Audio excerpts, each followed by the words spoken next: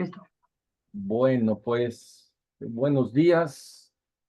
Vamos a iniciar nuestro último apartado de este módulo. Nada más me quedé con la duda. ¿Están las dos Irenes conectadas? Se desconectó tantito. ¿Está Irene Aguilar aquí? Buenos días. Vale. Hola, Ona. Listo. Listo. Buen día, Adriana. Eh, bueno, pues estamos con la última parte, ¿verdad? Mis estimadas Irenes, estamos con la última parte ya de este tema, pues que nos tiene ahora sentados aquí alrededor de la crítica y defensa del principio de autonomía en la investigación clínica. Imagínense ustedes nada más este tema. Hay un Hay un libro, ¿verdad? Más o menos como de unas, ¿qué serán? Unas 400 páginas que se llama La invención de la autonomía. Y es que este concepto de autonomía no lo teníamos en nuestro bagaje cultural como una forma ligada a nuestra manera de vivir. Podríamos decir muchas otras cosas, podríamos decir no estaba ligado conceptualmente, no era una estructura de pensamiento pues que se utilizara, ¿verdad? Sin embargo, sucedió algo muy interesante prácticamente hace, ¿qué son? Unos 350, 400 años, no tiene mucho, ¿verdad? Y es que lo que nos sucedió fue que traíamos ya prácticamente 2000 años en la cultura occidental, primero los griegos, pegados con todo el mundo latino, romano, ¿verdad? Luego todo el cristianismo, luego el propio renacimiento. La vez pasada una de ustedes hacía una pregunta muy interesante que era que si nosotros teníamos dignidad solo porque éramos seres humanos. Y esto, ahorita nos vamos a detener tantito en eso, porque eh, para poder llegar a la pregunta que dejamos la última sesión de este jueves sobre si se pueden graduar los principios, ¿verdad? O sea, si hay grados así como en los licores, ¿verdad?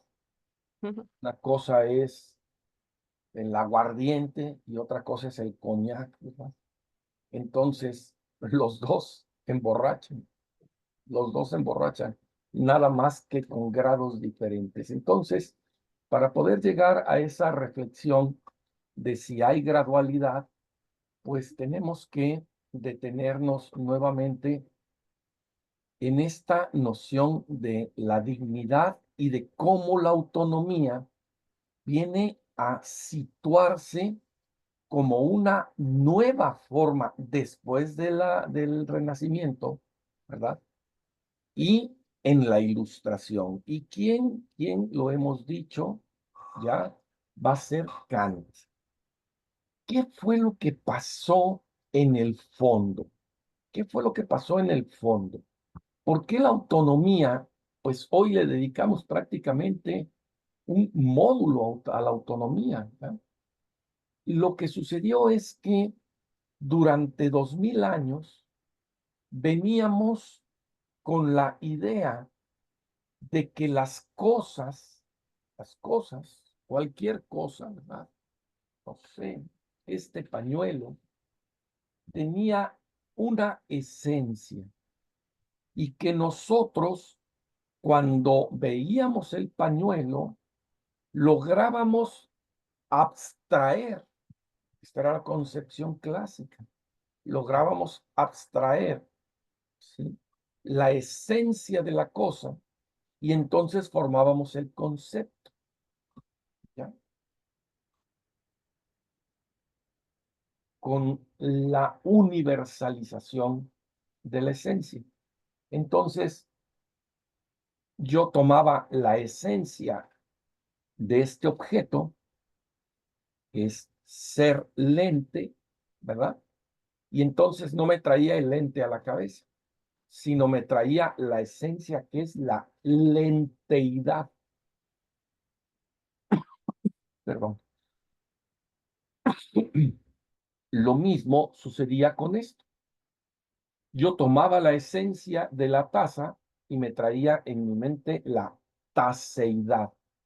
Y así la luminosidad, así la visibilidad, así la sensibilidad, así la planteidad. Y entonces esos conceptos universales que yo tomaba primero de la cosa y las ponía aquí de manera universal, me permitían posteriormente observar características parecidas y diferentes. Entonces, por ejemplo, esta taza que yo tengo aquí, ya, no tiene oreja, ¿verdad? Y esta taza que yo tengo aquí tiene oreja, pero a pesar de su diferencia, tienen semejanzas. Entonces, en mi mente se asemejan y se diferencian. Por eso yo puedo definir como esta taza como una taza normal y esta taza como una taza anormal. Y entonces cambia el uso. En esta se toma café y en esta se ponen cositas adentro. Fíjense ustedes cómo el mundo lo estructuramos a partir de las definiciones de la característica esencial de las diferencias específicas, porque formamos clases en nuestras mentes. Hoy en día esto está, estoy hablando de hace 2000 años. O sea, esto lo pensó Aristóteles hace 2000 años, ¿ya? Hasta que hoy en día esto está desarrolladísimo, son redes neuronales, etcétera, etcétera, se pueden hacer mapeos mentales, muchísimas cosas, muchísimas cosas. Pero, aquí viene el pero, ¿ya? Porque ustedes dirán, bueno, de esto ya basta de esto, ¿no? Pero con Kant sucedió una cosa muy interesante. Kant, yo siempre les decía a mis estudiantes, le quitó la columna vertebral a las cosas. Como si ustedes tomaran un gato, ¿verdad? Y le jalaran así, le jalaran desde aquí, ¿sí? Y se trajeran la columna vertebral del gato. ¿Sí? Nos quedamos así como cuando quedan los pescados, los pescados, porque los peces no, ¿verdad? Los pescados en el plato, ya, un pescado a la veracruzana, después de que nos lo hemos acabado, pues solamente queda la estructura. Bueno, lo que Kant hizo fue quedarse con la carnita y quitar la estructura. Decir, ¿para qué me sirve a mí? ¿Para qué me sirve? ¿Ya? ¿O cómo puedo yo entender un pescado en un plato, ¿sí?, sin carne de pescado? Y entonces tomó la columna vertebral y la tiró. Ahí va la parte filosófica. Esa es la analogía, esa es la metáfora. La parte filosófica es que la esencia de las cosas, la esencia de las cosas, que para Aristóteles era la que nos permitía entender, para Kant la esencia de las cosas es incognoscible. Incognoscible. Entonces, regresamos a la metáfora, al ejemplo. Yo voy a un restaurante, pido un pescado a la veracruzana y me traen un esqueleto de un pescado y me lo quieren cobrar como si tuviera carnita. La pregunta es muy sencilla. ¿Usted pagaría por un esqueleto de pescado con sus jitomatitos y su lechuguita y todo tostadito y todo, ¿verdad? Muy a la veracruzana, ¿ya? Pero sin carne? Entonces, eso fue, digo, sin esta metáfora, ¿no? A lo mejor acá hasta le hubiera gustado esta metáfora, ¿ya? Entonces, a lo mejor, ¿no? No sé si se hubiera reído porque era muy flemático, ¿sí? Así muy serio era acá, muy serio, demasiado serio para mí. Y entonces, la pregunta que se hizo Kant es, a mí no me interesa conocer, ni puedo conocer qué tan sabroso es el pescado si no tiene carne. Entonces, la esencia de las cosas no sirve para nada. Lo que sirve es lo que está manifiesto, lo que puedo comer, lo que puedo sentir, lo que puedo saborear, lo que puedo gustar, ¿ya? Y entonces va las palabrotas filosóficas, ahí ustedes espero que ya lleven un par de cafés en su sistema nervioso, ¿verdad? Las palabras filosóficas fueron las siguientes. A la esencia le llamó noumeno, noumeno, noumeno, no número, sino noumeno, ¿ya? Y a la carnita del pescado le llamó fenómeno.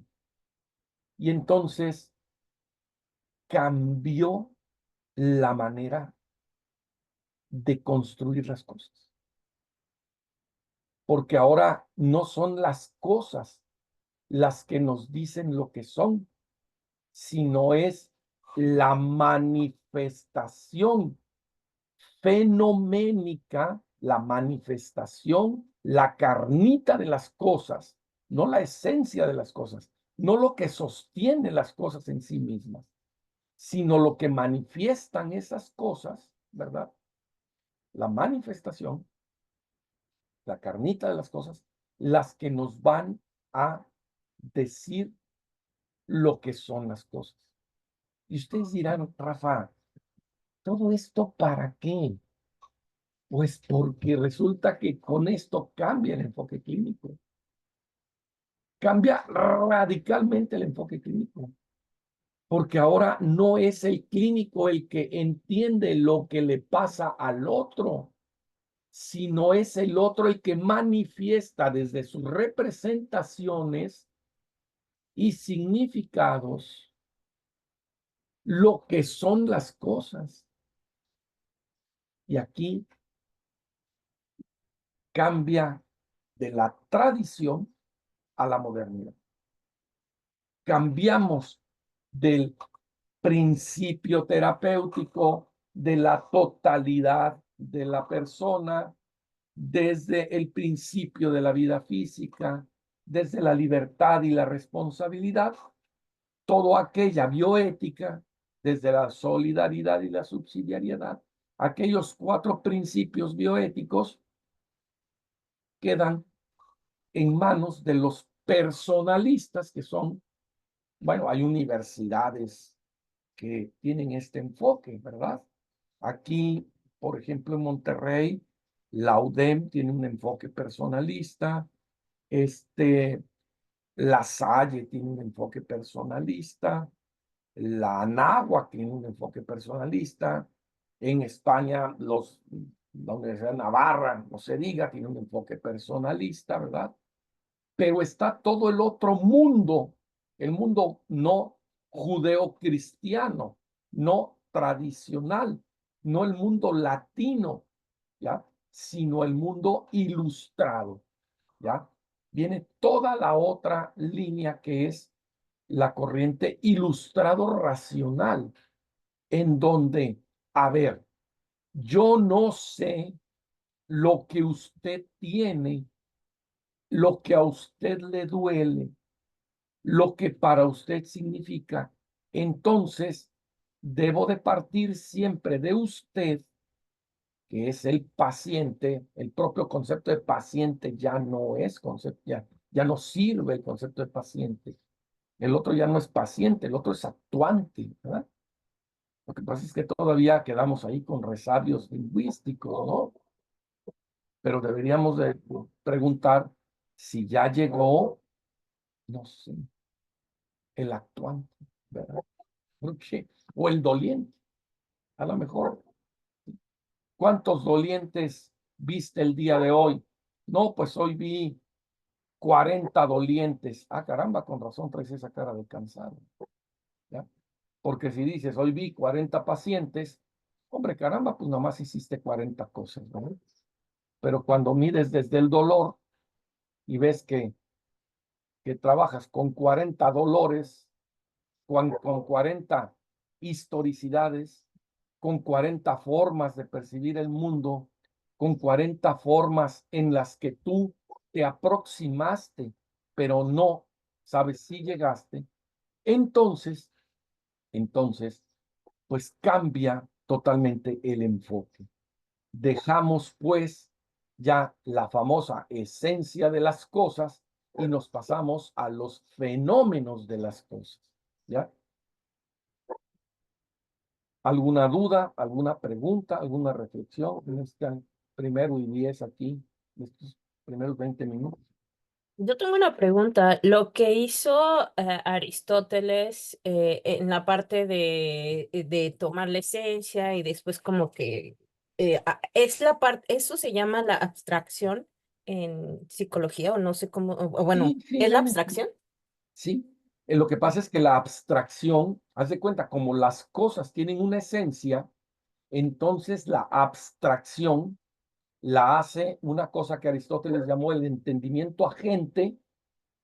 Nosotros entendemos, ¿verdad? Entendemos. ¿Y por qué entendemos? Porque abstraemos, traemos hacia nosotros, eso significa abstracción, traer hacia ti, ¿verdad?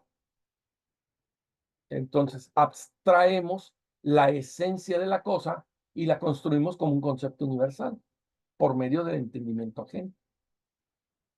Por eso es que los profesores de antes decíamos, no entiendes. Y a los profesores de ahora decimos, no te entiendo. Tú ahora llegas a un salón y dices, lo que pasa es que, a ver, oiga, profesor, y tal cosa. Había profesores, ¿verdad? Me acuerdo, bueno, hay muchos ejemplos, voy a poner dos nada más, sobre todo en el mundo de la ingeniería, esto era mucho más, sí. Un profesor tenía la costumbre, cuando le hacían alguna pregunta, de decir, voy a hacer de cuenta que no escuché lo que usted me dijo. Una forma muy sutil de decirle al otro que era un bruto, ¿no? A la otra que era una bruta, ¿no? Es decir, ¿quién no entendía? Pues no entendía el que no entendía, ¿ya? Porque no había captado la esencia de las cosas, ¿no? Había otro profesor, ese era un poco más sutil, que preguntaba, oiga, ¿está usted despierto? Y si está despierto para pensar eso, ¿se levantó usted el día de hoy? Esos eran los profesores de la escuela tradicional, ¿verdad? Los que nos hacían ver, a mí me tocaron varios de ellos, ¿verdad? Sí, de los que aprendí mucho, por cierto, que pues tú te callabas y entonces abstraías y abstraías y abstraías y abstraías y abstraías, ¿verdad? Todo lo que iban diciendo y entonces ibas formando una idea y luego la comparabas con la idea de tu compañero, no con la pregunta que le hacías al profesor. Hoy en día, pues es mucho más fácil ser profesor porque pues tú casi no hablas, ¿verdad? Mientras el otro te muestre un mugrero ahí que se llama evidencia, y tú tengas la evidencia de que el otro escribió, ya es escritor, ¿verdad? Así de simple. Ahí les va. Entonces, Sí, dime, dale. perdón, en la práctica clínica o sea, lo veo como el médico ya no solo llega con el paciente que no habla ni nada, sino nada más ve y de acuerdo a sus sentidos y todo lo que ve, da un diagnóstico. Entonces, ahora lo Ujú. que hace es de que el médico se queda estático, el paciente es quien habla, relata y a través de esos relatos el médico le sirve para dar un diagnóstico, ¿no? Eso no implica que no tenga que hacer todo lo demás, sino es un complemento, ¿no? Pero al final la interacción entre los dos ya cambió. Claro, Irene, yo Ok, se lo digo ok. a mi endocrinólogo, ¿ya?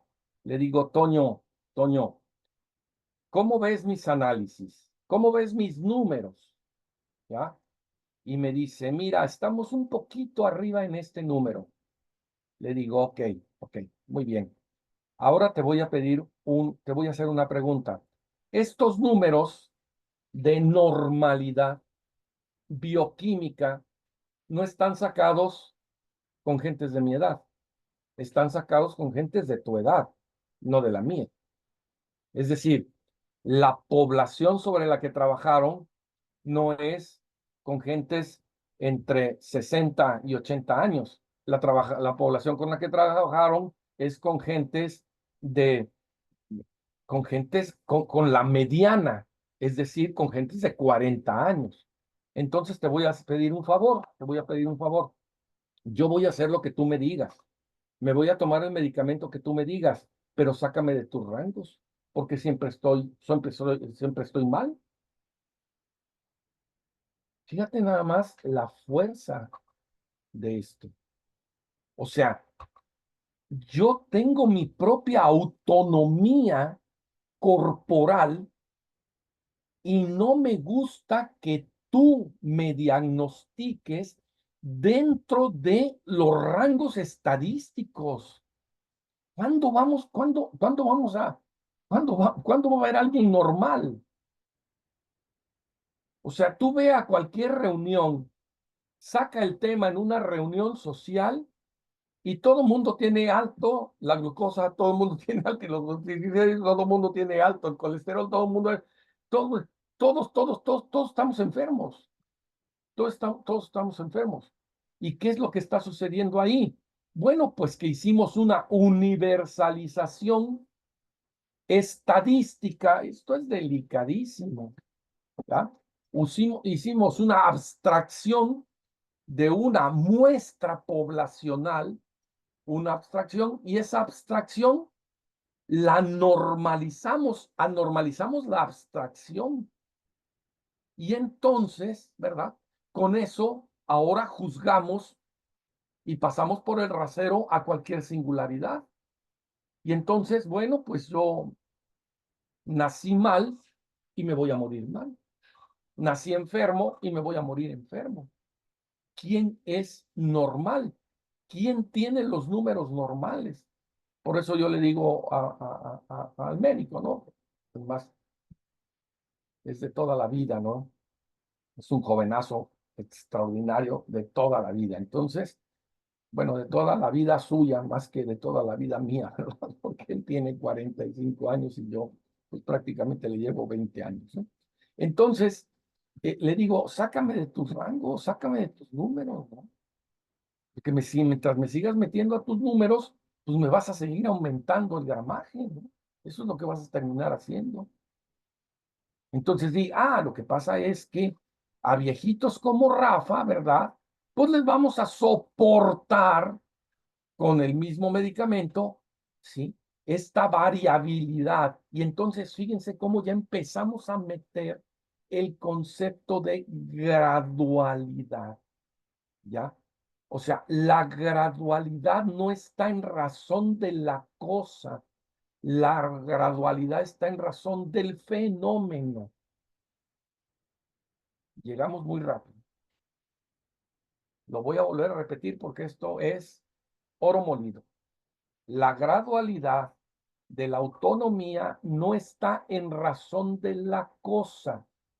No es que la autonomía se imponga por sobre las otras tres principios, la no maleficencia, la beneficencia y la justicia. No, es que yo necesito percibir el fenómeno y a partir del fenómeno, entonces, graduar los principios. Y entonces, vamos a poner un ejemplo que a algunos de mis amigos médicos no les gusta, pero que a mí me parece muy interesante. Nada más como juego mental, ¿verdad? Llega una mujer de 43 años con un problema de, de varices, ¿verdad? En sus piernas, muy fuerte, ¿verdad? Que es mamá de 4 hijos, llega con el médico, ¿verdad? Con su ginecólogo, con su ginecóloga, y le dice, doctora, ya no quiero tener un hijo más en mi vida. Se acabó, ¿verdad? Yo tengo 4 hijos, ¿sí? Uno de 3, otro de 5, otro de 7 y otro de 9. Ahí te los encargo, ¿verdad? Porque después del de 3 va a ser de 5, el de 5 de 7 y el 7 de 9 y el de 9 de 11. Y síguele, ¿no? Porque luego va a ser de 13 y luego de 15. Ahí te los dejo en la vida, ¿no? ¿Ya? Bueno, entonces quiero operar. ¿Listo? Ahí está una decisión clínica. No vamos a decir qué opina el médico. Llega después de esta paciente con estas características, la repito brevemente, 42, 43 años, un problema circulatorio serio, ¿verdad? Y 4 hijos. Y un matrimonio, como dirían mis amigas, queridísimas amigas feministas, un matrimonio patriarcal. Vamos a dejarlo ahí para entender. Y entonces llega la siguiente paciente, ¿verdad? Que tiene 23 años, acaba de terminar prácticamente su carrera profesional, no tiene pareja, no está casada, ¿verdad? Pero cada vez que tiene vida íntima, se la pasa angustiada porque quedó embarazada o no quedó embarazada. Y entonces llega con su ginecólogo, que es el mismo su ginecóloga, y le dice, doctora, yo quiero tener una vida sexual activa, plena y sin preocupaciones. A mí, el único método que me convence para poder vivir en paz es, pues, cortar, ¿verdad?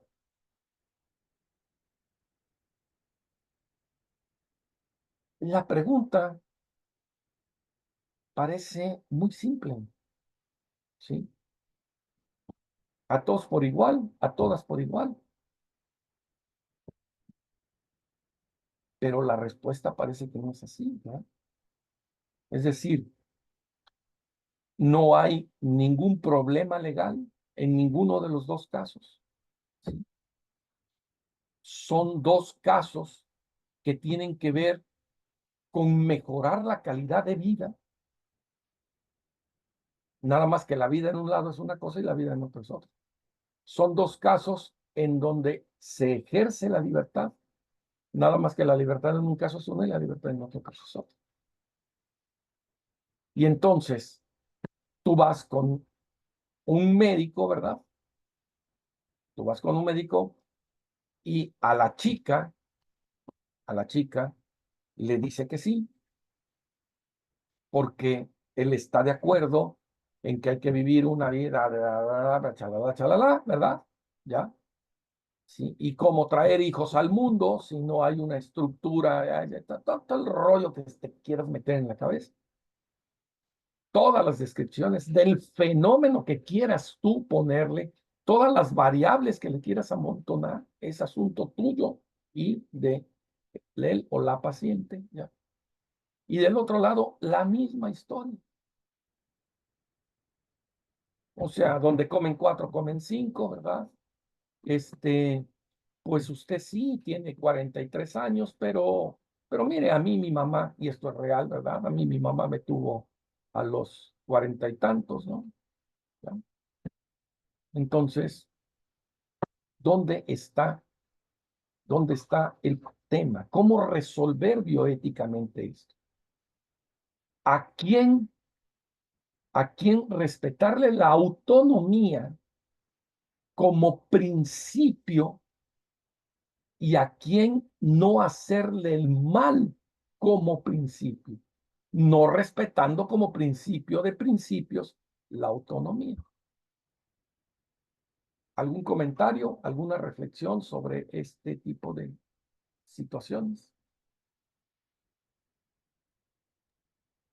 Bueno, o sea, cuando usted estaba comentando el caso, me vino a la mente cuando se ejerce por parte del médico, o bueno, las situaciones en donde llega alguien que quiere abortar Ajá. y el médico, pues ahí tiene que decidir, ¿no? Pero pues también por el lado del médico, también se tiene que respetar su autonomía y él puede ejercer ay, ¿cómo se llama? Libertad de conciencia.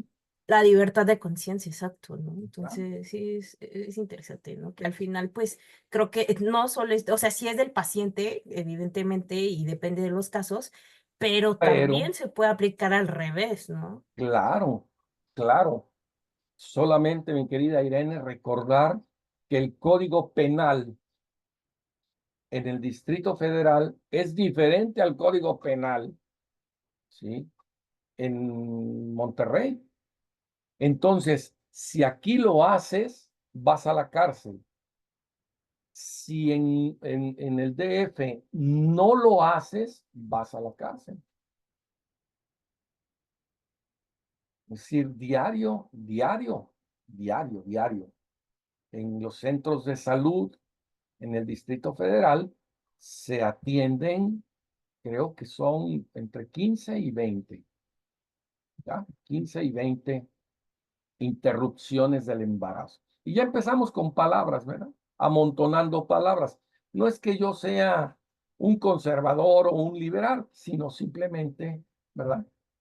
Al aborto, pues ahora se le dice ya de muchas formas. Hay muchos eufemismos, muchas maneras de decir las cosas para que no se oigan, diría Aristóteles, como son, diría Kant, como se manifiestan, ¿verdad? Entonces, bueno, pues a algunos se les manifiesta como autonomía del cuerpo, a otros se les manifiesta como imposibilidad económica, a otras, ¿verdad? Se les manifiesta como libertad, ¿verdad? A otros se les manifiesta como derecho, a otros se les manifiesta como dignidad, a otros se les manifiesta como fin de una agresión violenta. O sea, hay una cantidad de palabras hoy para el mismo acto, ¿no? Pero como tú dices, es decir, si los médicos que trabajan en la Secretaría de Salubridad y Asistencia, ¿ya? No, por objeción de conciencia, no practican vamos a llamarle, interrupción del proceso, vamos a hacerlo lo más abstracto, ¿verdad? Si no siguen el procedimiento, esto es más clínico, ¿verdad? Si no siguen el procedimiento, pues pueden ir a la cárcel. Sin embargo, aquí, si siguen el procedimiento, pueden ir a la cárcel. Entonces, imagínense ustedes, voy a decir algo, y aunque se está grabando, imagínense ustedes para nosotros que estamos más interesados por la ética y por la filosofía que por la ley, pues el valor que tiene la ley, ¿verdad? La ley es tan precaria, la ley es tan limitada. Sin embargo, que es de lo que vamos a hablar en los próximos minutos, no tenemos otra cosa para protegernos en el ejercicio profesional más que la ley, el cumplimiento de la ley. Nada más que el cumplimiento de la ley es algo muy, muy delicado. Nadie por encima de la ley, totalmente de acuerdo, por encima, pero por debajo de la ley, ¿cuántas cosas se hacen? ¿Cuántas cosas se hacen? ¿Alguna pregunta, alguna reflexión, algún comentario sobre esto que estamos trabajando ahorita? No, muchas Vamos, gracias. gracias, Irene. Vamos pues al siguiente empujoncito, ¿verdad? Como le llamo yo, al siguiente empujoncito, que va a partir de la gradualidad de los principios. Entonces les comparto este material, ¿verdad? Es un material, esto es una pretensión ahí, ¿no? Lo más importante es la pregunta. Pero vean ustedes cómo la famosa autonomía, ¿verdad? ¿Sí? De este cuadrito chiquito, en donde la autonomía ocupaba un lugar, ¿verdad? En todo el esquema, se iba moviendo en las relaciones, en el esquema. Aquí la autonomía, pues, ocupa un lugar de primacía, ¿no? Autonomía por sobre la no maleficencia, autonomía por sobre la beneficencia, autonomía, como máximo punto, ¿verdad? Y autonomía por sobre la justicia. Y entonces, con este esquema grandote aquí, ¿verdad? Con este esquema grandote donde la autonomía parece ser la señora, el señor de la casa, ¿ya? Aquí en el esquema chiquito, en el cuadrito chiquito, vemos cómo la autonomía se juega en diferentes situaciones. Aquí la autonomía está subordinada a la no maleficencia, aquí la autonomía está subordinada a la beneficencia y aquí ¿cómo se llama? La beneficencia está subordinada a la justicia, como un ejercicio de una primera aproximación de combinatorias. Aquí lo importante a observar, ¿verdad? Es cómo pueden moverse los cuatro principios. Los cuatro principios. ¿Esto por qué? ¿Esto por qué? Porque aprendimos también que en la historia de la cultura occidental, el concepto o la noción de dignidad no tuvo gradualidad, pero sí tuvo diferentes interpretaciones.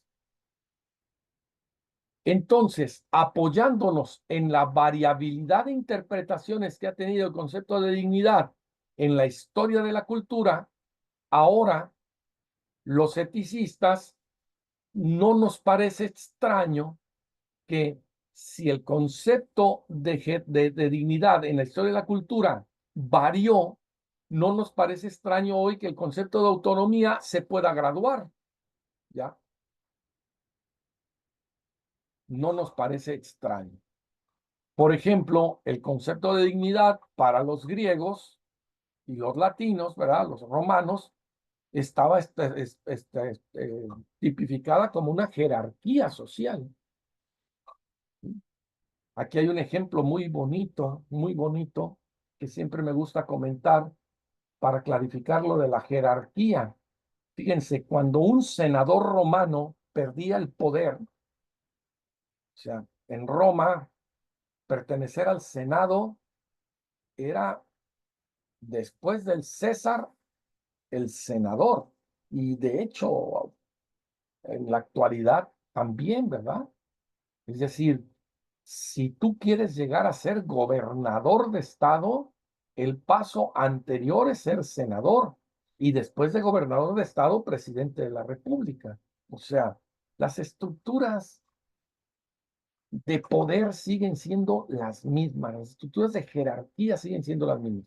Pero bueno, en aquellos tiempos, cuando había un movimiento político, ¿verdad? O alguna traición al César, ¿verdad? Al emperador, entonces, pues se recomponía el Senado, un poco lo que nos pasa a nosotros aquí cada 6 años. Se recompone el Senado, ¿no? Y se hacen nuevas leyes. ¿Sí? Bueno, pues el senador que perdía el poder, entonces se autoexiliaba. Se iba y se encerraba ya pues, en sus terrenos, en sus castillejos ahí, ¿no? Ahí se iba y se encerraba. Estoy hablando de los castillos, ¿no? Sino de pues, sus habitaciones, ¿verdad? Donde pues, que casi siempre eran lugares muy privilegiados, ¿no? Con grandes jardines. Y entonces, estos senadores, lo que hacía el nuevo emperador, pues era mandar a matar a todos los senadores anteriores, que eran los que legislaban para el emperador anterior, ¿ya? Y entonces lo que hacían los senadores es que se suicidaban, ¿ok? No voy a dar ideas, ¿verdad? Pero el suicidio era en tinas de agua tibia y con un corte así, no así. El que se intenta suicidar así, no se está suicidando. El suicidio es hacia abajo, ¿ya? Y entonces, ¿quiénes realizaban esta acción? Ellos mismos, ¿ya? Los esclavos entibeaban el agua, ellos se metían, se cortaban las venas, ¿ya? Y morían, pues, entra un cansancio, luego sueño, ¿no? Y pues luego por ahí te vas, ¿no? Y, ¿qué creen que sucedía posteriormente? El esclavo le cortaba la mano, regularmente era la mano derecha, le cortaba la mano al senador y cuidaba la mano para que la mano fuera enterrada en un lugar diferente a donde se enterraba el cuerpo del suicida. ¿Y esto para qué era? Para salvaguardar la dignidad del senador. Porque se quitaba la parte del cuerpo que había acabado con la vida del cuerpo. Entonces el cuerpo quedaba puro, ¿ya? Y la mano quedaba desechada. La historia no termina ahí. Después de esto, el esclavo, como ya no tenía amo, no tenía sentido de vida. Y entonces el esclavo también se suicidaba. Pero al esclavo nadie le cortaba la mano. ¿Y por qué? Pues porque los esclavos no tenían dignidad. Entonces, pues no había necesidad de cortarle ninguna mano para dignificarlos, ¿verdad? Estos eran los niveles. Voy a dar un dato nada más porque aquí están dos mujeres. Las mujeres en la jerarquía estaban abajo de los esclavos. Nada más imagínense ustedes si no vamos a estar 2500 años después todavía, ¿verdad? Diciendo, pero ¿qué tipo de cultura tenemos con respecto al género? Pues claro que tenemos una jerarquía brutal, vertical, patriarcal, hegemónica. Claro que la tenemos, ¿verdad? Y que en las últimas fechas, ¿verdad? Siglo XIX, pues se han puesto como formas ideológicas, ¿verdad? Con pretensiones de chalala, no voy a meter a esto, pero claro que la reivindicación de la mujer desde su naturaleza hasta su rol social, ¿sí? Pero claro que ha sido vergonzosa en la cultura occidental y claro que se tiene que reivindicar. Ya, no hay vuelta, a mi parecer, a mi parecer. Esto, mis queridos amigas, esto cambia de una manera muy fuerte. Fíjense cuál es el siguiente esquema.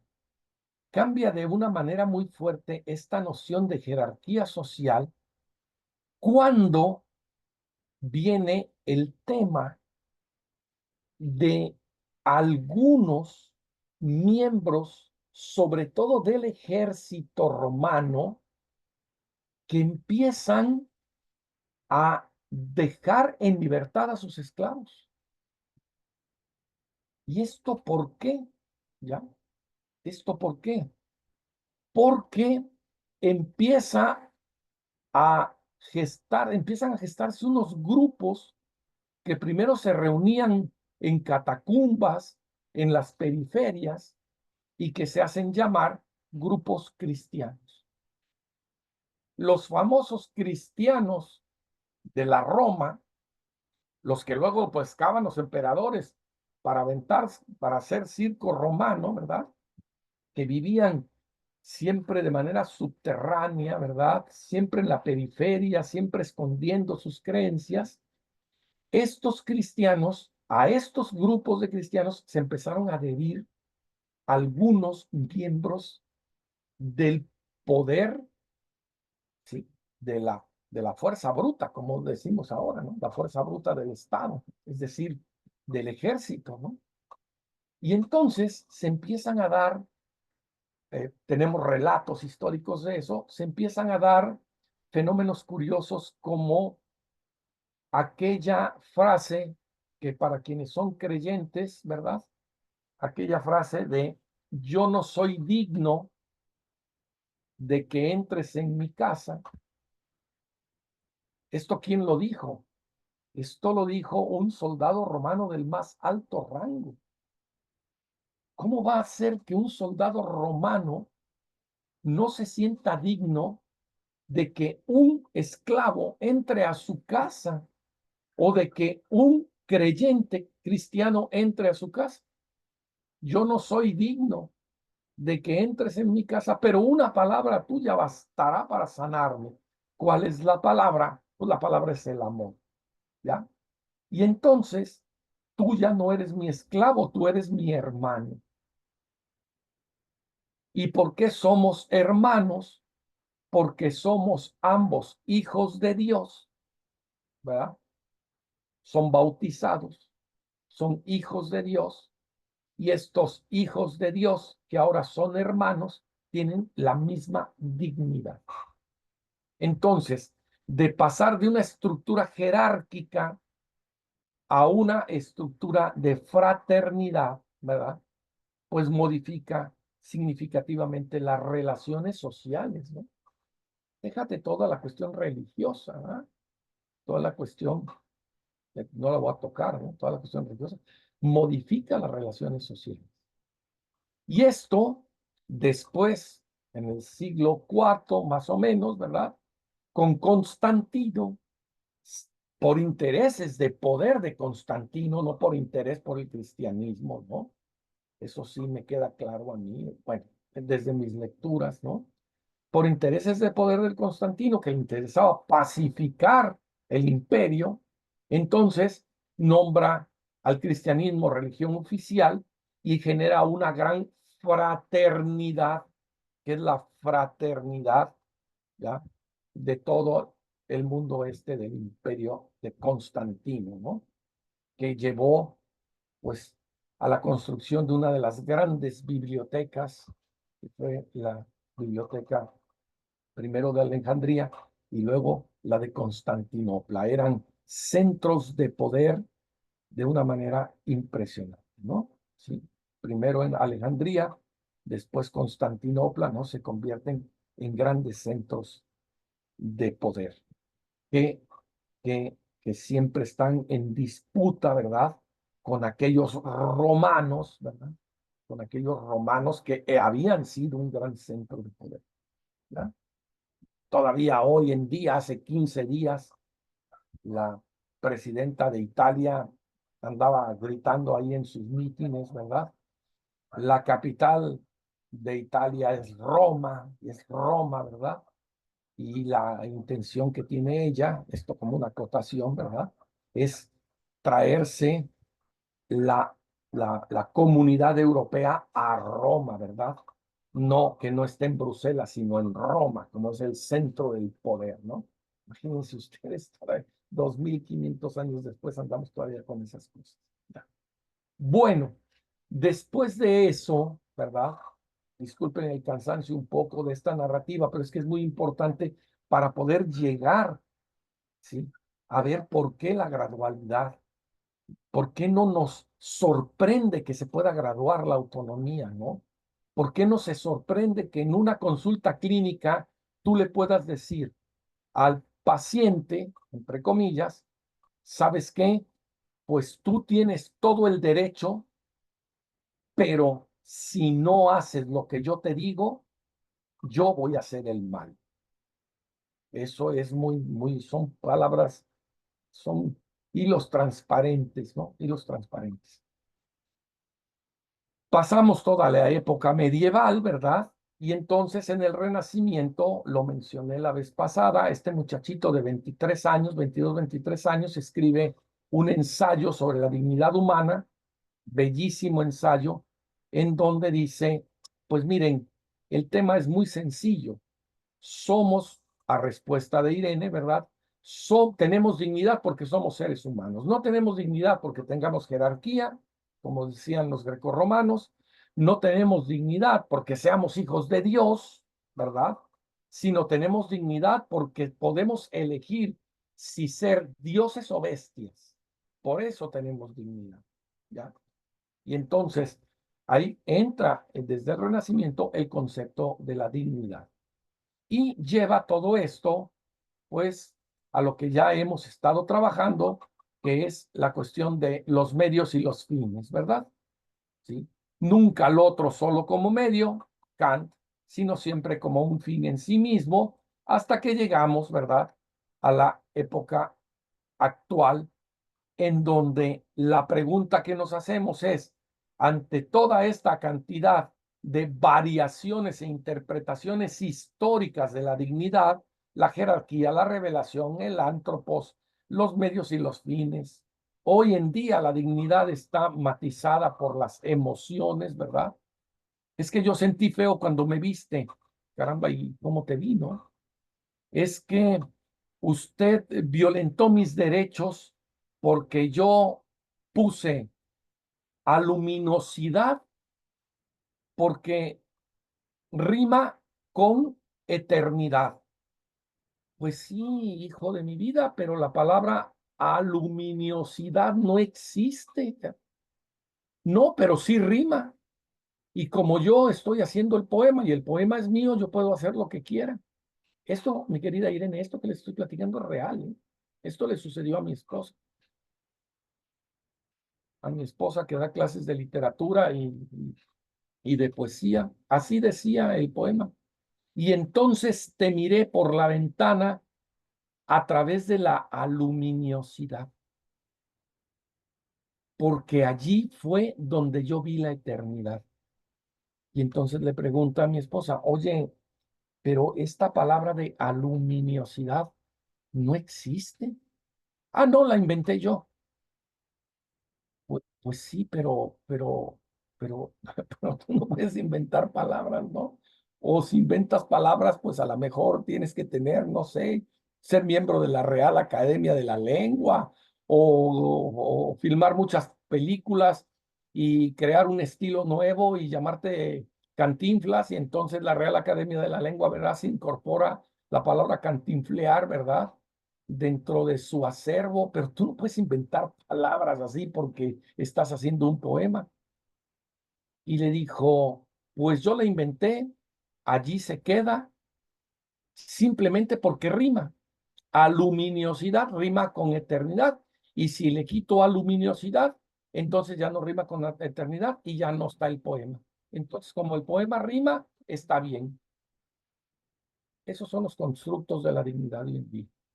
O sea, usted, profesor, profesora, no tiene ninguna autoridad académica, déjate moral, ¿verdad? No tiene usted ninguna autoridad académica, ¿sí? Porque yo me indigno, porque yo siento que esto así se ve, se oye y está bien. Como dirían los mismos chavos, pues date, ¿no? A ver quién te lee, ¿no? Tú date. O a lo mejor vas a tener muchos más lectores que yo. Y eso tampoco lo dudo, ¿no? Entonces, mis queridos amigos y amigas, ¿verdad? Esto ha cambiado muchísimo, muchísimo, muchísimo. La dignidad tiene un nivel de variabilidad impresionante. Por eso insisto, ¿ya? La autonomía no nos sorprende. Cuando MacLean hace la pregunta que nos hicimos la vez pasada, ¿hasta dónde la dignidad es un concepto inútil? Pues no nos va a sorprender mucho con los argumentos que nos presenten, ¿sí? Ahí la tienen ustedes. Finalmente tenemos que poner de relieve el hecho de que, aunque la etiología de la cuestión siga siendo un misterio, su diagnóstico es bastante claro. La dignidad es un concepto inútil en el campo de la ética médica y puede ser eliminada sin ninguna pérdida de contenido. ¿Por qué? Pues simple y sencillamente, aquí lo tenemos, ¿verdad? Señaladísimo en el mismo texto, ¿verdad? Sí. Donde dice, ¿verdad?, que no significa más que respeto a la autonomía. Y esto, evidentemente, nos llevó a un punto muy, muy serio, muy serio. Ya solamente nos quedan, no sé, 55 minutos, ¿verdad? Pero nos llevó a un punto muy serio, porque la autonomía, fíjense ustedes lo que voy a decir, la autonomía tiene una capacidad formal impresionante. O sea, yo no puedo violentar tu autonomía como forma, pero tiene un problema severísimo en el orden práctico. Y este es el gran problema del sistema de Kant, ¿ya? Es decir, la autonomía es un bebé que nace dentro del sistema kantiano, del idealismo trascendental, no términos, ¿ya? Y entonces, aquí hay una bronca tremenda entre el deber ser y el ser, entre el orden de las ideas formales, las formas, y el orden práctico. Vamos a poner ejemplos. Vamos a poner ejemplos.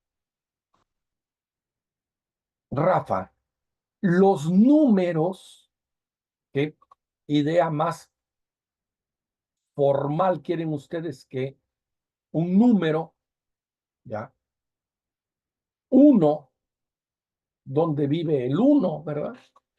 ¿Dónde está el uno? ¿Dónde está el dos? Son formas puras, ¿no? Esas formas puras nos permiten después saber por la forma pura, ¿ya? Yo puedo saber que esto es uno y que estos son dos, porque tengo la forma pura aquí en la cabeza, del uno, del dos, del tres, ¿verdad?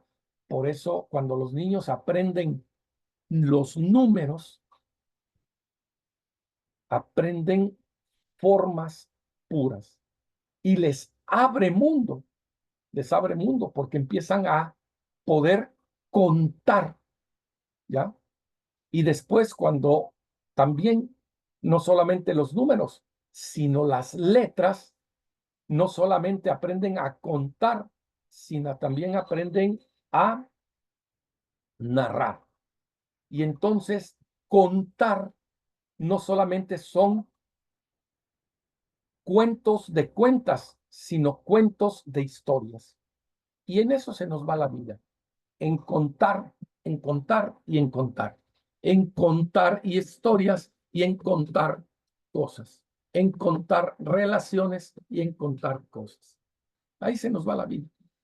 Yo cuento si tengo, si no tengo, ¿ya? Hay personas para las que contar cosas es muy importante. Habemos otras para quienes contar relaciones, narrativas, ¿verdad? Interrelaciones humanas, pues es lo más importante. Y ahí nos las vamos llevando, ¿no? En fin. Bueno, pero estas son disertaciones filosóficas de las 9 de la mañana de un sábado 29 de junio, ¿verdad? Déjenme ustedes ahí. Perdón. Bueno, la autonomía tiene este gravísimo problema. A mí llega mi endocrinólogo y me dice, te voy a contar con números tu ser porque es lo que deberías ser. Y yo le digo al endocrinólogo, yo soy, además de tus números, algo más que tu deber ser. Porque aunque tus números con los que cuentas dicen que estoy fuera de rango, yo me siento muy bien. No tengo mayor problema. ¿Ya? Entonces, fíjense cómo cuando nos contamos, ¿ya? Sucede lo que en filosofía se conoce como la falacia naturalista entre el deber ser y el ser. Entre el deber ser y el ser. Aquí en donde estoy señalando, ¿sí? Es en donde está el quiebre de muchísimas cosas. Es que usted debería de, es que yo no me siento mal, ¿ya? Apenas me sucedió algo que le sigo dando de vueltas y estoy maravillado. Es una cosa muy simple, pero me maravilló mucho. Una persona tuvo un accidente en su mano, ¿verdad? Y ya después de haberle recuperado su mano, el cirujano plástico y todo, ¿verdad? Imagínense ustedes que tuvo 25 cortadas en la mano, ¿no? Bueno, hicieron un trabajo plástico genial, ¿verdad? Pero se le desarrolló una neuritis en todo el brazo terrible, terrible, ¿ya? Por el tema de, pues, la mano estaba así, ¿verdad? Y entonces, pues, esta tensión generó una neuritis terrible. ¿Ya? Y entonces, cuando esta persona, después de la cirugía plástica, llegó con el algólogo, ¿sí? Para cuestiones del dolor, el algólogo le preguntó una cosa que me llamó mucho la atención. Le dijo, de 0 a 10, ¿cuánto te duele? Y ella contestó, es una mujer a la que le sucedió esto. Ella contestó, no sé cuánto es 0 y no sé cuánto es 10. Pasaron 15 días. Ya, bueno, le dio unos medicamentos, ¿verdad? El algólogo le dio unos medicamentos. Tomó estos medicamentos, la citó 15 días después para ver cómo iba el proceso, ¿verdad? Y entonces le dijo, ahora sí, doctor, sé cuánto es 0 y cuánto es 10. Ahora me duele 6. Vean ustedes qué cosa tan interesante, como la forma no dice nada. Hasta que no se matiza la forma y baja al orden práctico, entonces adquiere significado. Es decir, la autonomía significa algo en el orden práctico, no en el orden formal. Voy a poner otro ejemplo que es muy fuerte, muy fuerte. En este país donde nos suceden cosas aterradoras todos los días, yo no sé en qué otros países hayan vivido ustedes, pero hay otros países en donde no suceden, en donde el terror lo vas a ver al cine. Aquí el terror nada más tienes que salir de tu casa. Y en muchas casas está dentro, ¿no? Bueno, hace, yo creo que ya casi más de un año, ya, hace más de un año, había un grupo de migrantes detenidos, ¿sí? Como ilegales en una cárcel preventiva del Instituto Nacional de Migración. Si estamos más o menos, Irene, sí, perdón por hablar en plural, Irene Barco Aguilar, sí, más o menos se acuerdan de esta noticia. Un grupo de migrantes detenidos en Ciudad Juárez, si mal no me equivoco, en una cárcel preventiva del Instituto Nacional de Migración. ¿No se acuerdan de esto? Sí. Sí. Bueno, Sí, anoté. en esta cárcel hubo un incendio adentro de la cárcel, provocado por los que estaban adentro, por los migrantes. Pero había un guardia, no un guardia de la Guardia Civil, no un guardia del Ejército, no un guardia de la Marina, un guardia del Instituto Nacional de Migración. Estos son civiles, o sea, son cuidadores. Se les llaman guardias, pero son cuidadores. Este cuidador tenía la llave del candado para poder abrir el candado y dejar en libertad a estos migrantes. Pero ¿saben ustedes qué hizo? No abrió el candado. ¿Y saben ustedes qué pasó? Murieron incinerados migrantes, ¿ya? De otros países en un centro de retención, porque ni siquiera le podemos llamar cárcel, un centro de retención, ¿sí? Del Instituto Nacional de Migración. ¿Qué es lo que tenía en la cabeza este personaje? Tenía el deber ser. Era lo que tenía en la cabeza. Si yo les abro el candado, van a ejercer su autonomía, ¿sí? Y entonces se van a ir. ¿Y qué va a suceder? Que como yo no cumplí con mi deber, entonces voy a perder mi trabajo. ¿Cuál es el costo humano de que este señor no perdiera su trabajo?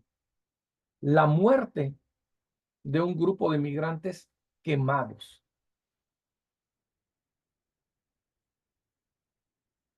A esto, una gran filósofa judía le llamó la banalidad del mal. Estoy hablando de cosas muy delicadas. La banalidad del mal es cuando por el cumplimiento formal del deber ser, se sacrifica el ser. Y este texto ustedes lo pueden conseguir, ahí está en la red, La banalidad del mal, Hannah Arendt. Los puedo poner aquí en el chat, por si ustedes lo quieren buscar, ¿verdad? Lo encuentran ahí. Se llama Hannah, lo estoy escribiendo,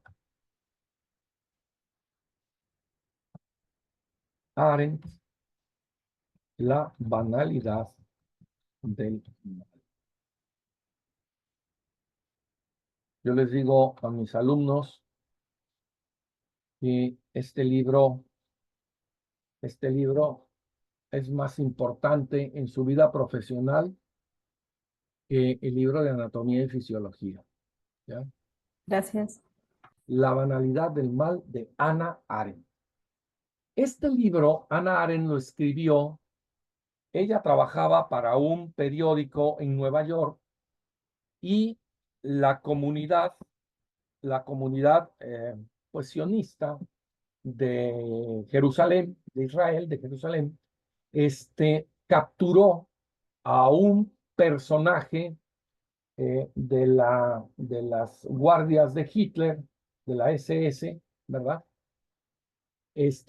Que se llamaba, ¿ya? Eichmann. Se apellidaba Eichmann, ¿verdad?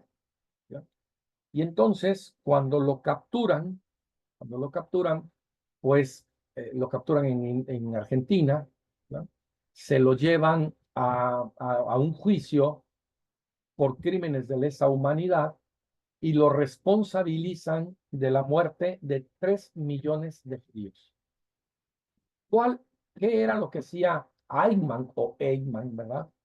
Sí, mi alemán no es muy bueno, ¿ya? ¿Qué es lo que hacía? Él era el encargado de la logística en los campos de concentración nazi. Es decir, él era el encargado de que los judíos, las judías, ¿sí? Llegaran, ¿sí? Fueran sometidas al procedimiento que eran pues los hornos de gas y crematorios y después pues fueran desechados. ¿Okay? Eso era lo que hacía este hombre. Hannah Arendt iba a hacer un reportaje, nada más terminó escribiendo libros. ¿Okay? Hannah Arendt llega y está en todo el juicio lo pueden ver ustedes en YouTube, le ponen juicio a Eichmann o a Eichmann. Es más, hay una película que les recomiendo, si hoy en la tarde o ahí de las 2 o 3 de la mañana que no tengan nada que hacer, ¿verdad? La quieren ver, la película se llama Hannah Arendt, precisamente. Y ahí van a ver ustedes todo esto que sin expoliarles, ¿verdad? Les platico brevemente. Esta mujer judía asiste a todo el juicio, pero hace algo que ninguno de los otros periodistas hizo, y es no quitarle la vista, su vista, no quitársela de la vista de Eichmann cuando declaraba. Y cuando le preguntaban a Eichmann, ¿por qué usted hizo esto? ¿Verdad? Él contestaba, yo no hice nada, yo solo cumplí con mi deber. Si tú le preguntas al que tenía la llave del candado, ¿qué fue lo que hizo? Te va a contestar exactamente lo mismo que hay. Yo no hice nada, yo solo cumplí con mi deber. Vean ustedes por qué el tema de la autonomía es un tema fuerte. ¿Ya? Vámonos al ejemplo que les ponía la vez pasada, con la nona, con la abuelita ahí italiana. ¿No? Abuela, ¿le tenemos que cortar el dedo? No. Ah, bueno, entonces yo respeto su autonomía, ¿sí? Y al mes viene con el pie. Abuela, ¿le tenemos que cortar el pie? No. Bueno, yo respeto su autonomía, ¿verdad? Porque es mi deber respetar su autonomía. Y entonces, bueno, a los 2 meses viene con la pierna. ¿Ya? Abuela, le tenemos que cortar la pierna. No. Y bueno, ya la abuela ya no regresó después, ¿no? ¿Por qué? Porque se estaba pudriendo la abuela. Y entonces, ¿dónde está mi papel como clínico? Porque esa es la gran pregunta que tenemos en este curso, ¿sí? Y la gran pregunta que tenemos en este curso, ustedes la tienen en su mente. Se llama crítica y defensa del principio de autonomía en la investigación clínica, dígase en la clínica, ¿verdad? Y entonces, bueno, pues ahí tenemos nosotros el gravísimo problema de que la autonomía se convierta en una forma que se imponga como ideología. Ojo con lo que estoy diciendo porque es muy delicado. Aquí las palabras no son inocentes.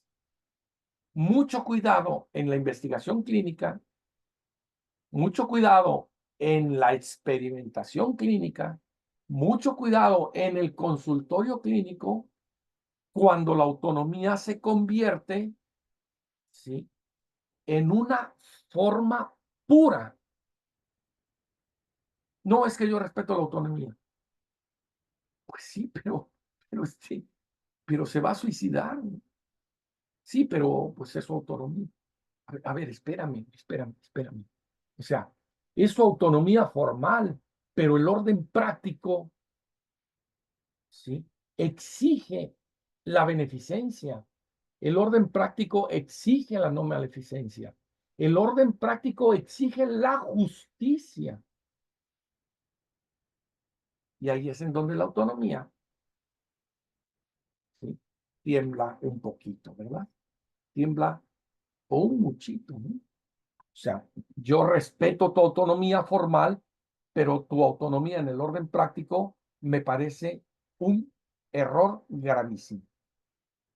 Al menos que te quede claro eso. O sea, yo no violento tus derechos. Tú tienes derecho a pensar, a creer y a hacer de ti lo que se te antoje. Ahí está la ley universal, entre comillas, de los derechos humanos, entre comillas, derechos humanos, ¿verdad? Ahí está, declarada. ¿Ya? Ya llevamos muchos años con esa ley. No necesitamos hablar de dignidad. Ahí están los derechos humanos para que los ejerzas.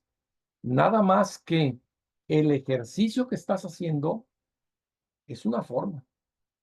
En el orden práctico esto funciona de otra manera diferente. ¿Sí? ¿Cuándo, mis queridas sirenes, cuándo nos dimos cuenta de esto?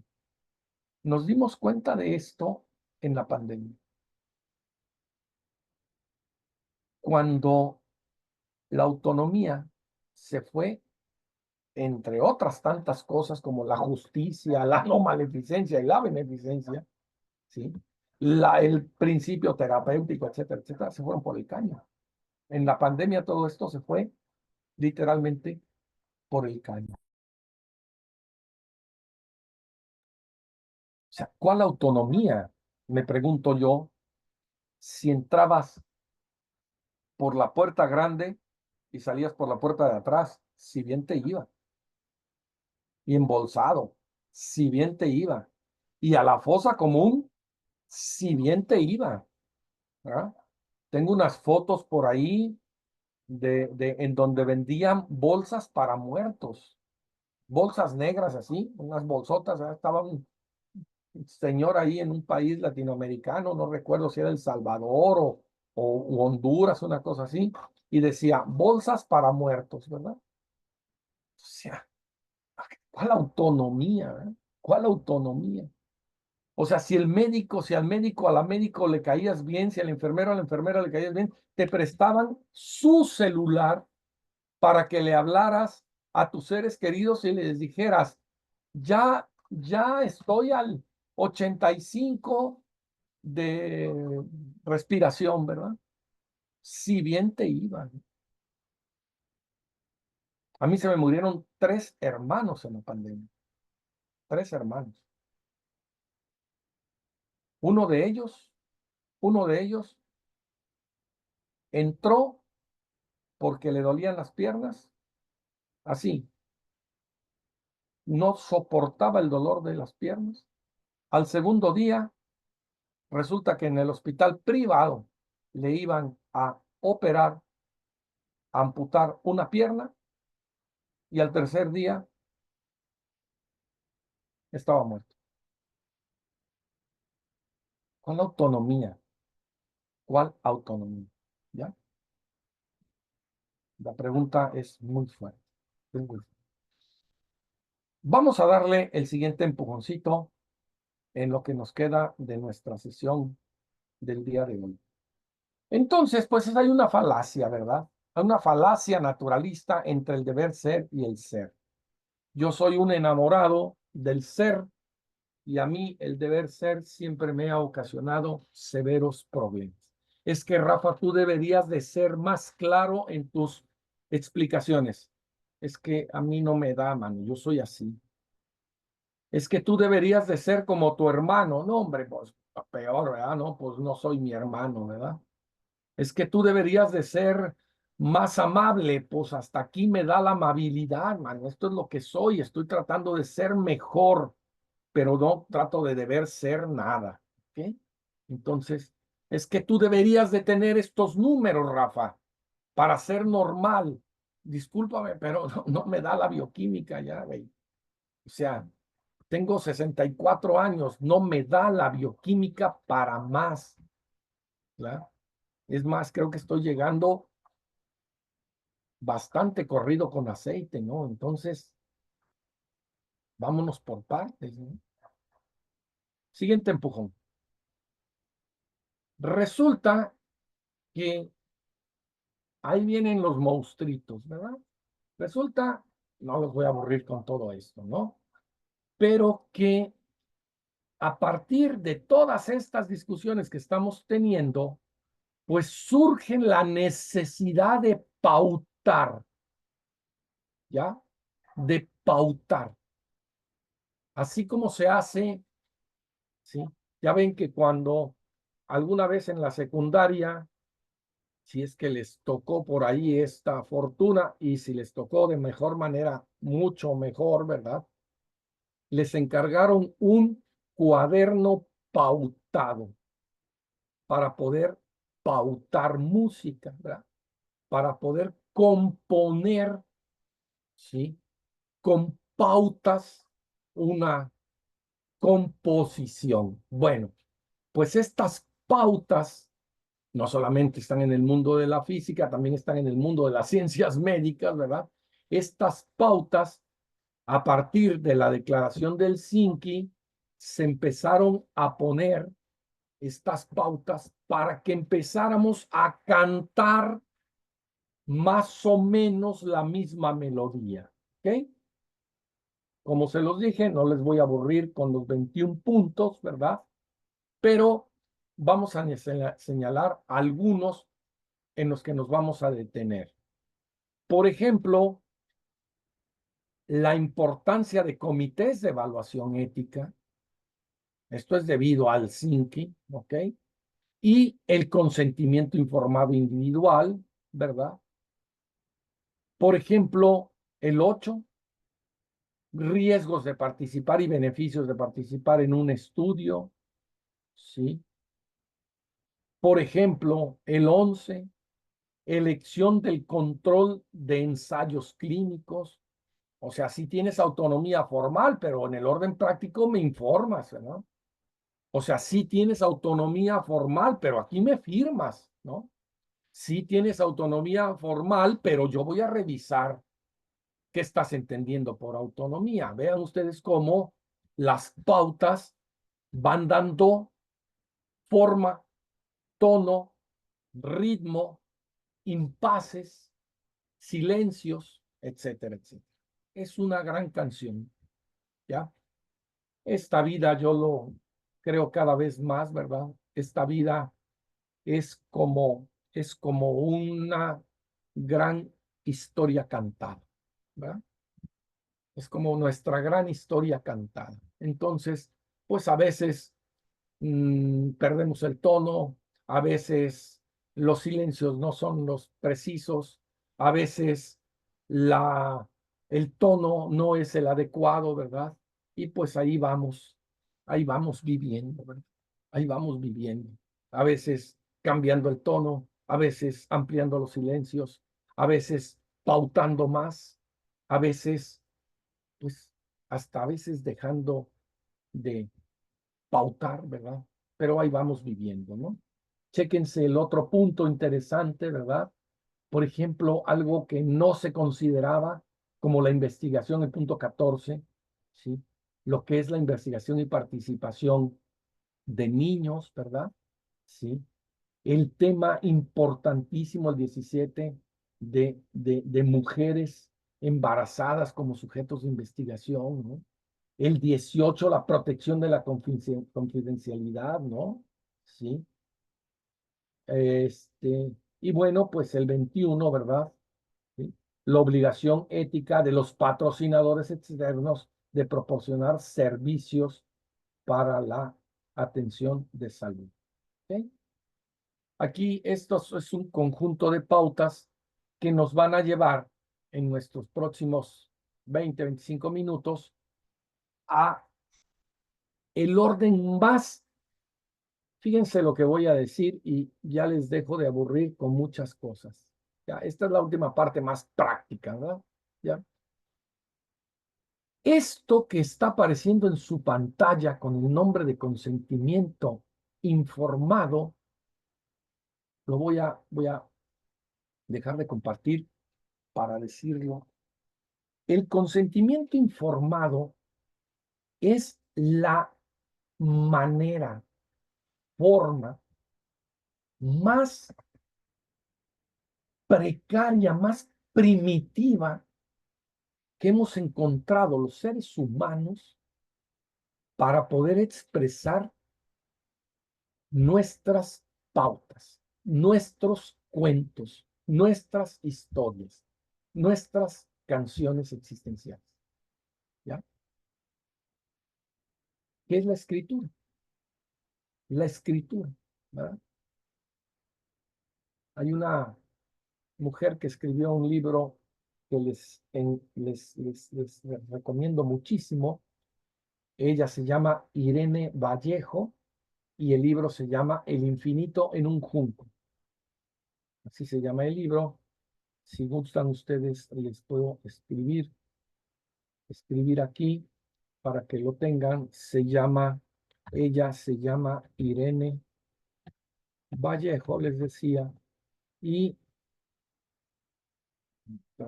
Irene Vallejo, y el libro se llama El infinito, se lo recomiendo muchísimo, en un junco.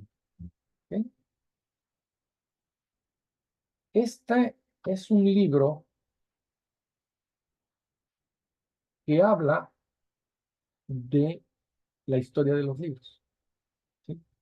Recientemente Irene Vallejo dice que ella cada vez que tiene una hipótesis, me gustó mucho su hipótesis, dice que ella está cada vez más convencida que las historias nacieron cuando las mujeres se reunían a tejer. Fíjense ustedes qué cosa tan interesante. ¿Ya? Y dice Irene, mi hipótesis se basa en que nosotros hablamos, por ejemplo, en literatura, en narrativa, hablamos de el hilo de la historia, hablamos de que se hacen nudos, ¿sí? Hablamos de que se tejen cuentos, y entonces, pues todas estas palabras no son inocentes, ¿no? El hilo, el cuento, el nudo, ¿ya? Pues tienen que ver con el tejido, ¿no? Tienen que ver. Entonces dice Irene, seguramente va a sacar un libro sobre él, ¿no? Tiene una narrativa preciosa esta mujer, ¿sí? Sobre cómo las mujeres sentadas contándose historias mientras tejían, ¿sí? Nos dejaron, pues nada más ni nada menos que la cultura. Nos dejaron la tradición oral. Y obviamente de la tradición oral, pues vino la tradición escrita. Antes, la relación clínica era una relación oral. Es que, mire, yo le necesito hacer esto a usted para que esté mejor. Sí, doctor, doctora, yo estoy de acuerdo con usted. ¿Cuándo me operaría usted? Pues mire, déjeme checar. A ver, mire, mañana a las 5 de la tarde, ¿puede usted venir? Sí, yo vengo mañana a las 5 de la tarde. Bueno, pues aquí lo esperamos, ¿verdad? Para operarlo. Así funcionaba la medicina. Es decir, las relaciones, y eso sí bien, ¿verdad? Si no llegaba el médico a tu casa y te decía, es que si no le abro, pues se va usted a morir, no, pues ábrale, ¿verdad? Y ahí te abrían y ahí te cerraban, ¿no? Y ahí te quedabas en tu casa y en tu cuarto, ¿verdad? Y esto a principios del siglo pasado, ¿ya? O sea, cuando las mujeres daban a luz en sus casas, ¿verdad? En sus casas. Antes daban a luz en los campos, después daban a luces en las casas, ¿verdad?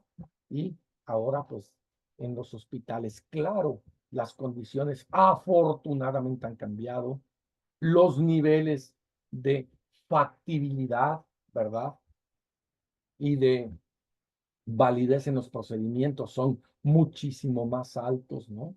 Pero bueno, esta ha sido la historia un poco de cómo hemos ido cantando nuestra existencia y cómo nos hemos ido narrando. Hoy en día, la historia oral, la narrativa oral, que después se hizo narrativa escrita, hoy ha llegado a constituirse como narrativa legal.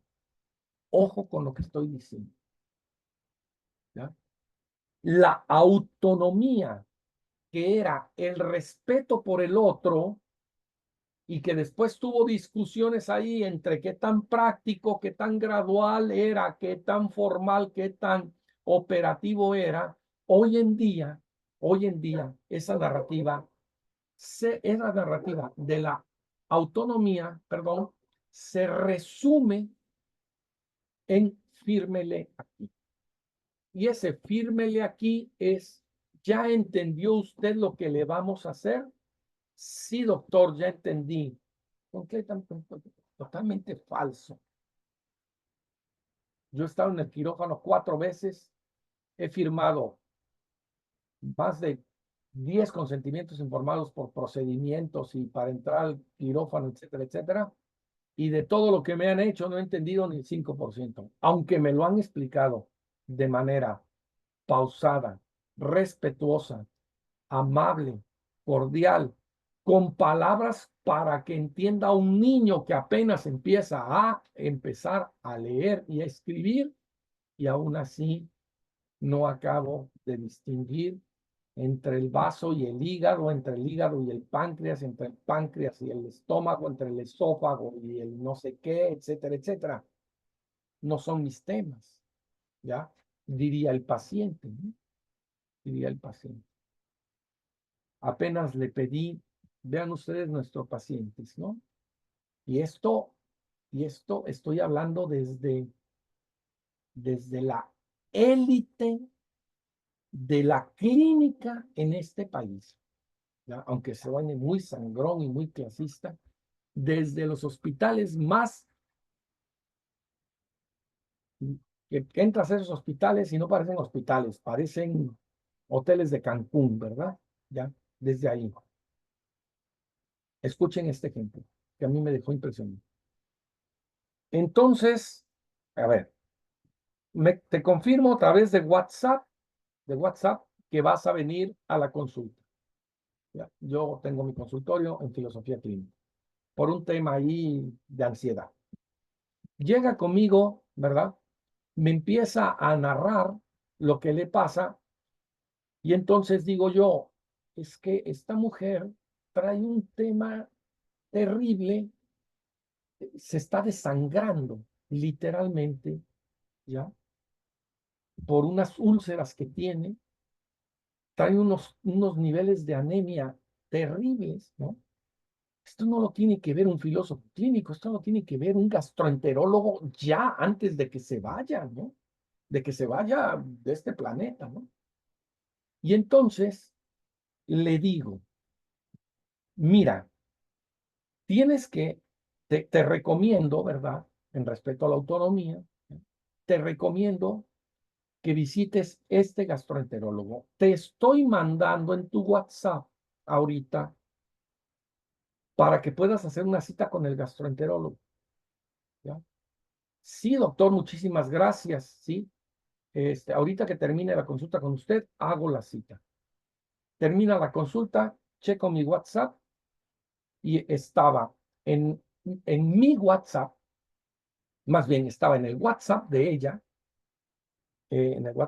a donde yo le escribo, pues estaba la dirección, la dirección y el teléfono del médico gastroenterólogo y abajo un recado de ella con faltas de ortografía que decía, me dijo el doctor Gasperín que me diera una cita. Gracias.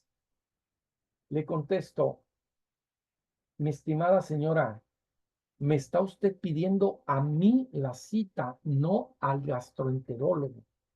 Y entonces le pongo, tome usted, hable usted, no escriba, hable usted a este número y allí le va a contestar la secretaria del gastroenterólogo y allí pídale usted una cita. Ustedes me dirán, Rafa, ¿cuántos de esos quieres diarios en mi consulta? Y yo te digo, estamos hablando de autonomía y estamos hablando de consentimiento informado. Es decir, nuestro nivel, no cultural, porque somos un pueblo muy culto, tenemos formas culturales bellísimas, pero nuestro nivel de conocimiento y manejo de nuestra salud es muy precaria, muy precaria. Por eso, por eso y muchas cosas más, el consentimiento informado, ¿sí?, que significa otorgar, ¿sí?, consentimiento a la actuación de un profesional sanitario, una vez que se ha recibido la información relevante, suficiente y necesaria sobre la misma, le puede permitir al paciente decidir lo que considera más favorable para él. Las preguntas más fuertes en el mundo clínico, después de haber o antes de firmar el consentimiento informado, son: si fuera su hijo o su hija, ¿usted qué haría? Si fuera su papá o su mamá, ¿usted qué haría? Esas son las preguntas más fuertes. O sea, el paciente, entre comillas, porque no gusta el concepto de paciente, siempre nos regresa la pregunta a nosotros. Nosotros le decimos, usted firme, y te preguntan, ¿usted se operaría? ¿Ya? Usted firme, ¿usted estaría de acuerdo? ¿Usted lo firmaría? ¿Sí? Usted firme, si fuera su hijo, ¿usted firmaría? Si fuera su mamá o su papá, ¿usted firmaría? Entonces, el consentimiento informado es el gran instrumento, pero es el gran instrumento íntimamente precario. Yo les digo a mis estudiantes del doctorado que el consentimiento informado es exactamente lo mismo que un acta matrimonial. El que cree que va a llevar una vida matrimonial porque firmó un acta, ¿sí?, en el registro civil, pues ahí le dejo la vida por delante, ¿no? ¿Ya?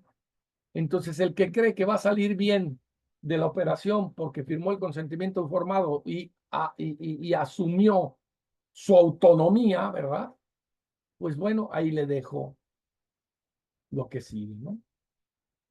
¿A dónde nos lleva esto ya en estos minutos para dejarles a ustedes que disfruten su sábado, ¿verdad?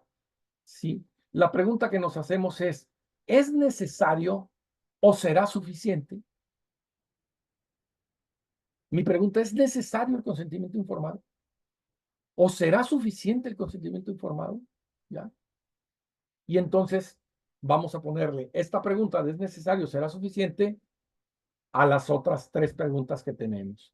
¿Es necesario o solo será suficiente que ante la realización de actos médicos específicos, intervención quirúrgica, procedimientos diagnósticos y terapéuticos invasores, procedimientos que suponen riesgos o inconvenientes de notoria y previsible repercusión negativa sobre la salud del paciente, es necesario, será suficiente que el paciente deba conocer y autorizar el uso de sus datos para la docencia y la investigación? Porque además, el consentimiento informado en hospitales, en donde están ligados a facultades de medicina, ¿verdad? Sí. Aparte, aquí hay un proceso de aprendizaje. O sea, tú solamente consientes que te operen, sino consientes que aprendan contigo, ¿ya? Esto es todo un tema muy interesante, ¿ya? ¿Es necesario o será suficiente que se establezca la capacidad del paciente para comprender las explicaciones que el médico le dé sobre su actuación? Es decir, yo hago uso de la autonomía de mi paciente y le digo, mira, te recomiendo que veas un gastroenterólogo. El gastroenterólogo que yo te recomiendo es fulano de tal. Y te lo recomiendo porque es mi gastroenterólogo, ¿ya? Por eso te lo recomiendo. No porque tenga yo negocios con él, ¿verdad? Y luego, lo que sigue es, ¿estás de acuerdo? Sí, doctor, muchísimas gracias, es usted muy amable. Bueno, allí te va el contacto del gastroenterólogo. Y luego te vuelven a pedir la cita a ti. Porque te confundieron con el gastroenterólogo. Entonces dices, padre de mi vida, y ahora, pues, esto no lo puedes dejar ahí. Le tienes que seguir hasta que el paciente, en respeto a su autonomía, ¿sí?, continúe con el procedimiento que consintió para que tenga resultados, porque si no, no sirve de nada lo que has hecho y lo que ha hecho el otro lado. Es necesario, será suficiente que se dé por sentada la capacidad del paciente, ¿sí?, para elegir, no para comprender solamente, sino para elegir con madurez y libertad, ¿sí?, lo que considere más favorable para sí mismo. Yo creo que ya vamos a llegar al punto en que antes de pedir el consentimiento informado, que nos firmen el consentimiento informado, vamos a empezar a traernos del mundo religioso, ¿verdad? ¿Ha venido usted aquí sin que nada ni nadie lo presione, verdad? Sí, doctor, ¿verdad? ¿Algún presente aquí tiene algún inconveniente en que se lleve a cabo la operación, la intervención quirúrgica de su familiar? Ninguno. Bueno, si estamos de acuerdo, ¿verdad? Pasemos al quirófano, ¿sí? Usted ponga el cuerpo, yo pongo el bisturí y fírmele. Antes de hacerlo, ¿no? Fírmele antes. Bueno, el consentimiento informado, y titulé esto como reducto de la autonomía legal. ¿Sí? Chéquense la fecha. Chéquense la fecha. O sea, el consentimiento informado tiene 3 años más que yo. O sea, ven ustedes nada más qué criatura tan joven. ¿Okay? 1957, cuando la concepción del consentimiento voluntario en tanto obligación del médico para proceder en cualquier tratamiento, se reconoció en un texto jurídico como consentimiento informado, imponiendo así la obligación al médico de informar debidamente al paciente, constituyéndose un verdadero derecho del paciente a la información. 1957. Estoy ni 70 años. ¿Verdad? Esto fue desarrollado una vez en la jurisprudencia estadounidense a partir del caso Salgo contra Leland Stanford Jr., ¿ya?, en la Universidad Board de Trustes, en donde se desprende la noción moderna del consentimiento informado, que implica la obligación del médico no solo de obtener el consentimiento, sino de informar de modo adecuado al paciente. Pues de otro modo el médico se expone a incurrir en responsabilidades, como expresamente lo señaló el juez al resolver el caso. Los médicos violan sus deberes con sus pacientes y se exponen a demandas si se ocultan hechos que son necesarios para formar la base de un consentimiento informado inteligente por el paciente respecto al tratamiento propuesto. O sea, el peso de la ley. Aquí en México, en algunas ciudades, ¿no? En nuestras comunidades, yo creo que en el consentimiento informado llegan, ¿verdad? Lo que quieren es que les quiten el dolor a nuestra querida gente, ¿no? Nuestra gente sencilla, humilde, ¿no? Pero bueno, en fin, sin dramatizar el tema, ¿no? Cuando esto se hace de manera legal, con este reducto de la autonomía legal, ¿verdad? Pues el consentimiento informado es importantísimo para el consentimiento informado, ¿no? No los voy a aburrir con todo esto, simplemente vamos a leer los puntos que están en azul, ¿verdad? ¿Cuáles son los puntos importantes del consentimiento informado? La obligación de informar, aunque redunde, la obligación legal, el dar al paciente la información completa, el deber de dar la información idónea, ¿verdad? Sobre su estado, el deber del médico de informar la verdad sobre su condición para que pueda actuar de forma autónoma. ¿Ya? Leo el último párrafo. De este modo, no solo se debe sancionar la falta de obtención del consentimiento informado como mala praxis. ¿Ya? Esto no es mandanidad del mal, esto es mal. Punto. O sea, ¿qué mal hice? No informó usted y no se le consintió. Ya con eso tienes para acabar con la historia. ¿Ya? Se puede, la falta de obtención del consentimiento humano como mala praxis o negligencia médica, ¿eh? Sino que es una violación directa a los derechos del paciente. Además de ser mala práctica y negligencia médica, es violación directa a los derechos del paciente. La negligencia de la información se equipara a la negligencia de la actuación. ¿Sí?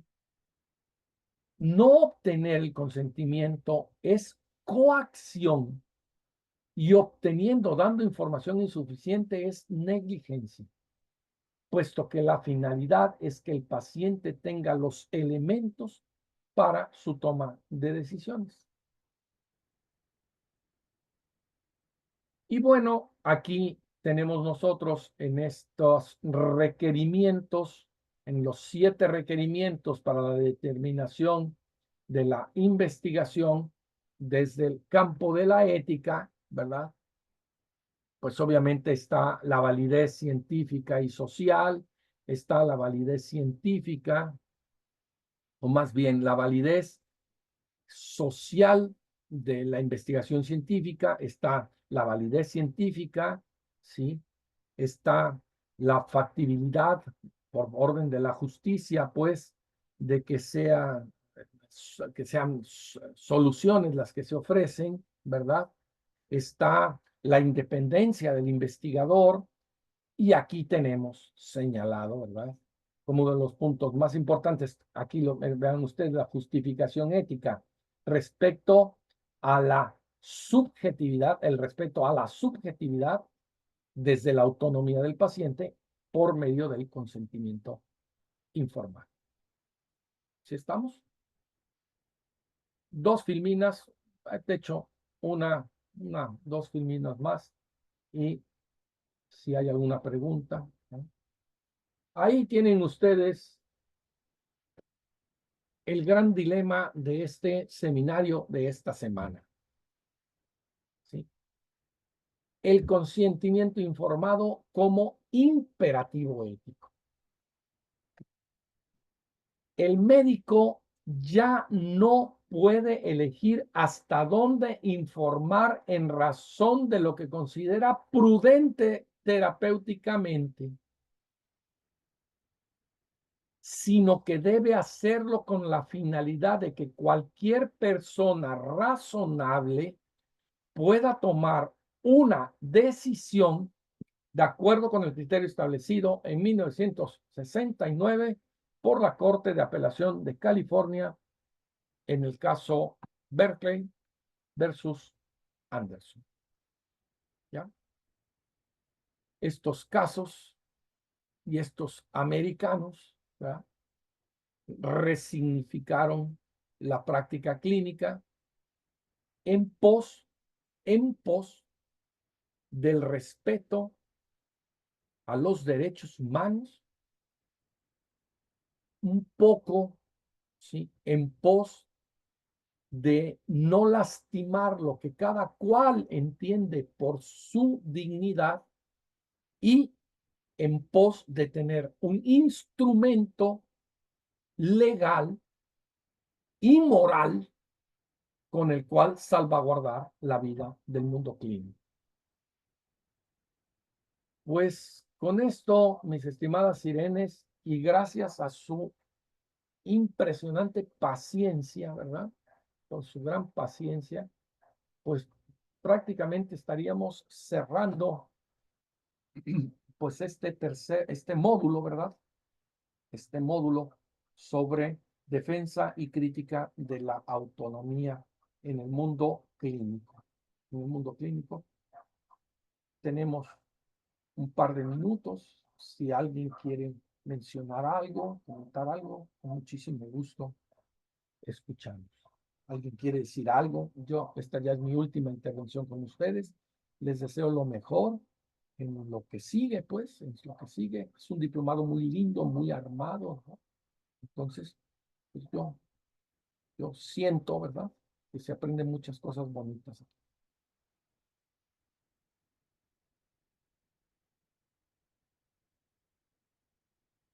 ¿Alguna duda? Por mi parte, pues, bueno, en lo último que comentó, creo que tiene mucho significado, ¿no? Lo que dijo de que, pues, los Estados Unidos cambiaron todo el modelo y tiene mucho sentido, pues, todo lo que hemos visto de los modelos antropológicos, o sea, de todo lo que es Estados Unidos que le da el peso a la autonomía, un gran peso a la autonomía, a Wow. toda la parte legal, y que, pues bueno, si hubiera sido, no sé, Rusia, pues tal vez estaríamos hablando de otro tipo de práctica Sí, clínica, ¿no? No lo sé. sí. Bueno, la URSS en ese entonces.